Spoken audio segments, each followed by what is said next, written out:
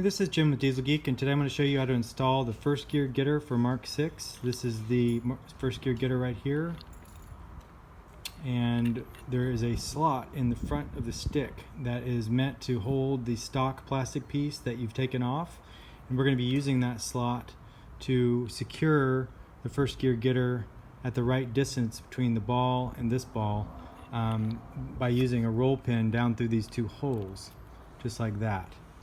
So that's what we're going to aim to do. All this is done inside the car, so you don't have such nice access to it, but this is the general idea. So I'm going to set this down, and before you install the first gear getter, you're going to want to fully adjust the super pin.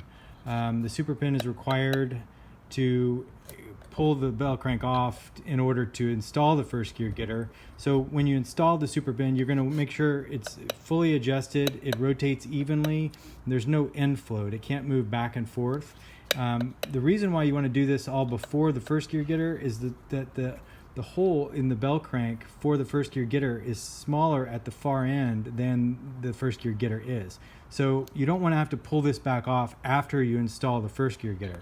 So you want to get this fully adjusted. It rotates easily, it's not tight, and it doesn't allow any movement in this direction.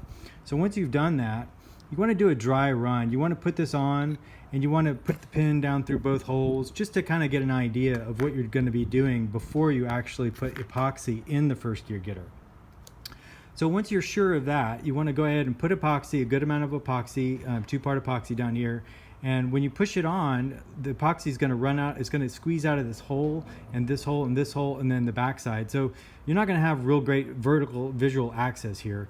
The other thing to mention is that normally this plastic cup has a bridge over here, which is going to impede your view of looking down, and you're going to want to cut that off. This bridge doesn't do anything. It's only there for really manufacturing. So you want to cut that off, and that also will make it easier to shim your ball. I have a separate video on how to shim the ball by putting a piece of paperboard on the outside of this cup. And if you have a bunch of slop in your ball, you want to definitely do that before. You want to shim that ball before you do this, because it will make it much easier.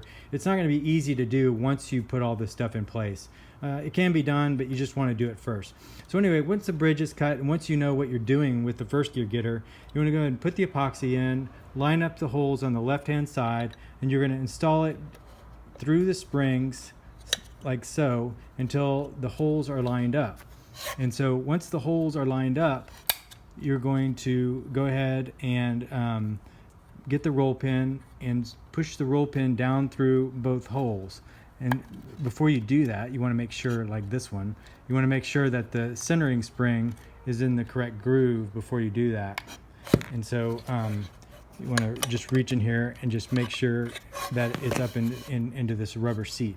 So once you've got the holes lined up, you want to go ahead and go down through both holes and make it about even with the top of the spring.